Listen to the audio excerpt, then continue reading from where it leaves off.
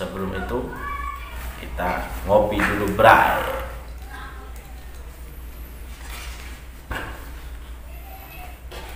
Biar nggak oleng.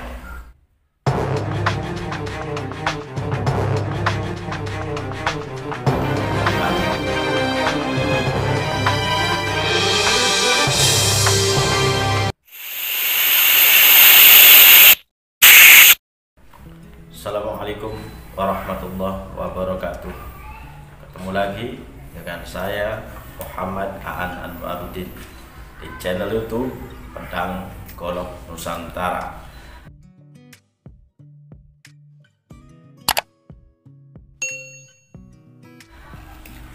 Kali ini saya akan berbincang-bincang dengan para sesepuh pelestari golok pedang sepuh Nusantara. Tapi sebelum itu kita ngopi dulu, bray.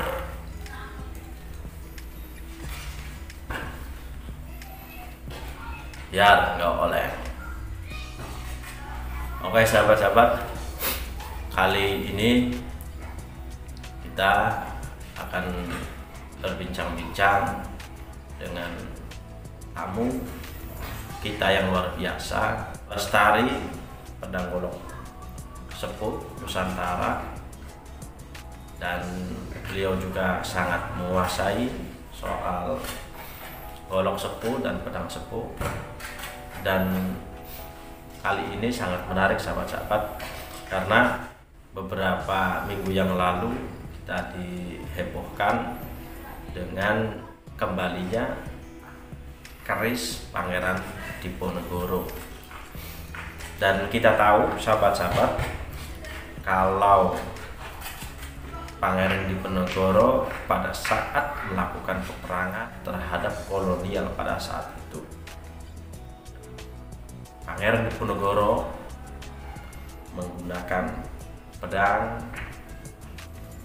untuk melawan, untuk berperang dengan kolonial. Dan saya ingat pernyataan dari salah satu sesepuh pelestari golok dan pedang sepuh Nusantara, yaitu Kang Rizal dari Jakarta. Beliau mengatakan bahwa dalam puisi Khairil Anwar, penyair yang sangat masyhur, yang sangat terkenal, ada dalam puisinya yang menyebutkan bahwa pedang di tangan kanan, keris di tangan kiri. Puisi tersebut ditujukan kepada Pangeran Diponegoro, dan puisi tersebut dibuat pada tahun 1943 sebelum Indonesia merdeka, sahabat-sahabat. Dan saya akan membacakan puisi karya dari Khairil Anwar tersebut. Diponegoro. Di masa pembangunan ini Tuan hidup kembali, dan bara kagum menjadi api. Di depan sekali Tuan menanti, tak gentar lawan banyaknya 100 kali. Pedang di kanan, keris di kiri, berselempang semangat yang tak bisa mati. Maju, ini barisan tak bergenderang, berpalu, kepercayaan tanda menyerbu. Sekali berarti sudah itu mati. Maju, bagimu negeri, menyediakan api punah, di atas menghamba, binasa di atas ditindas. Sesungguhnya jalan ajal baru tercapai jika hidup harus merasai maju, serbu, serang, terjang. Itulah puisi dari Chairil Anwar. Dari puisi Chairil Anwar ini sangat menarik sahabat-sahabat, karena di dalam puisi tersebut Chairil Anwar sedang menggambarkan Pangeran Diponegoro pada saat melakukan perlawanan terhadap kolonial pada saat itu.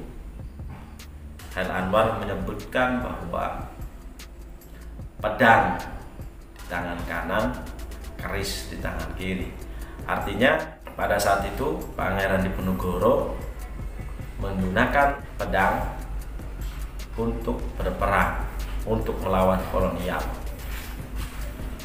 Oke sahabat-sahabat, kita tahu bahwa keris Pangeran Diponegoro itu termasuk keris yang keren, yang bagus, apalagi pedangnya yang benar-benar itu digunakan untuk berperang melawan kolonial. Nah, berangkat dari puisi Chairil Anwar ini, para sesepuh pelestari golok dan pedang serbu Nusantara akhirnya angkat bicara sahabat-sahabat. Dan seperti apa pembahasan tentang pedang Pangeran Diponegoro pada saat melakukan perlawanan, kita sama-sama saksikan dengan para sesepuh GPS. Assalamualaikum warahmatullahi wabarakatuh. Kali ini saya tanya sama beliau-beliau, Pangeran Diponegoro kan perang kan melawan melawan Jose. Tidak berita yang ramai itu kerisnya yang ramai. Nah, sedangkan di mana-mana logika perang itu pasti kalau bukan tombak ya pedang, itu biasanya pedang, ya kan? Karena dihitung dari jarak juga mempengaruhi. Ya. Nah, Pangeran Diponegoro punya pedang atau golok nggak? Golok ya. Golok sendiri kan diceritakan dalam buku naskah Sunda kuno itu di kitab Siksa Kandang Karesian 1518, itu zamannya Pajajaran. Diceritakan bahwa golok adalah salah satu pusaka para raja. Jadi salah yang selama ini kita anggap golok itu sederhana untuk memotong bambu, untuk memotong kayu. Ternyata golok ini sudah diceritakan di kitab kuno Sunda, Siksa Kandang Karesian itu diceritakan bahwa golok ini pegangan salah satu senjata para raja selain dari kujang, keris dan yang lainnya. Saya pernah diskusi dengan Kang Rizal. Kang Rizal itu salah satu sesepuh GPS juga, sahabat-sahabat. Nah, kata beliau bilang ke saya, ada salah satu puisi yang menyebutkan bahwa Pangeran Diponegoro itu ketika perang, kalau nggak salah, keris di tangan kiri, kemudian pedang di tangan kanan.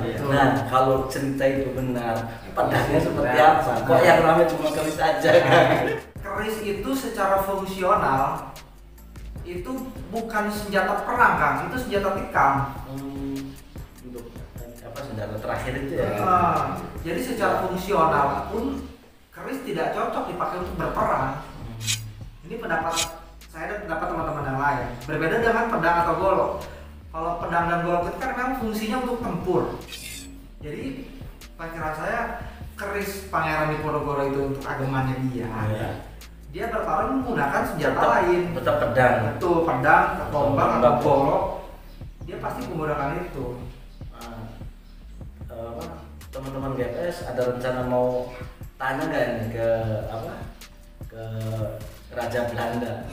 Pedang golok Pangeran Diponegoro pedang golok Pangeran Diponegoro mau dikembalikan atau tidak? Nah itu. Atau pedangnya seperti apa? Sebenarnya ada rencana di situ nggak? Ya. cerita tentang Pangeran Diponegoro, perang Diponegoro. Nah iya, itu terjadi tahun 1825 sampai 1830 selama 5 tahun. Nah di situ pun Pangeran Diponegoro dan pasukannya besar-besaran membuat senjata untuk menggempur VOC. Seperti itu. Bukan hanya Pangeran Diponegoro aja yang menggunakan selai keris. Pejuang-pejuang lain saya yakin pun menggunakan senjata lain untuk bertarung atau berperang. Tuh, jadi ya sempat terlintas juga, masa iya Pangeran Diponegoro hanya memakai keris, tidak ada senjata yang lain? Ini pasti ada senjata yang lain yang digunakan beliau. Cuman literasinya kita belum, masih agak ragu lah. Ya masih ini ya, belum ketemu ya literasi. Iya, betul. Ya barangkali ada rencana mau ini mempertanyakan ke Raja Belanda juga seperti teman-teman pelestari keris.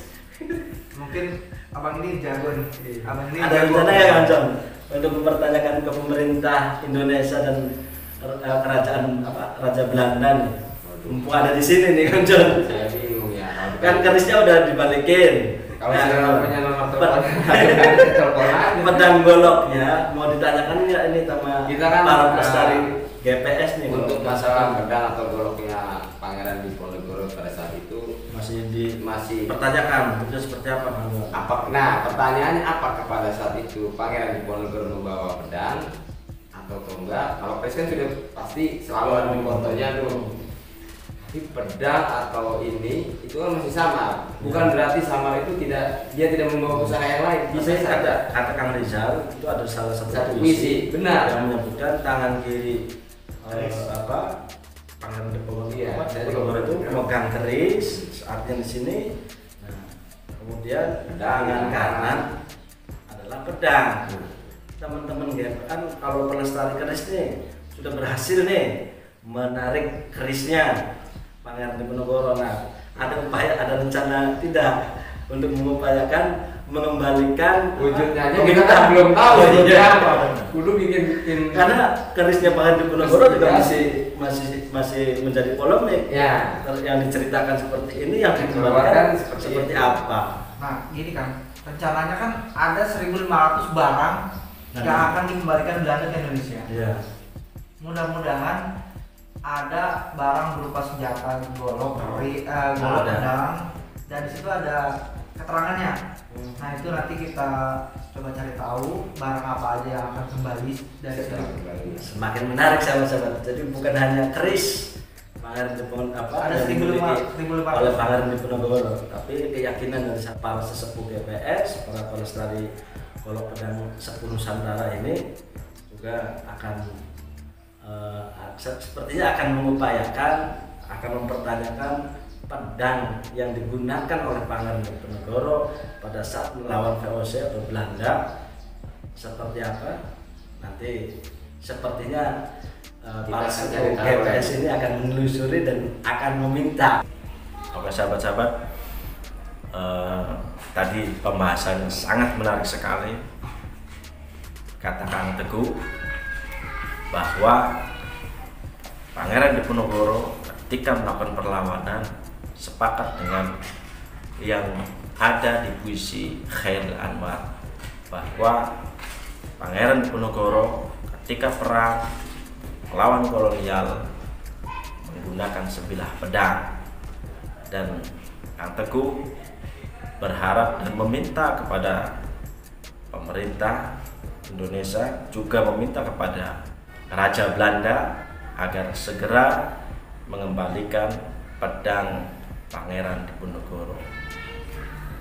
Mudah-mudahan pedang Pangeran Diponegoro pada saat untuk berperang, yang kita tahu kerisnya saja dirampas, apalagi pedangnya.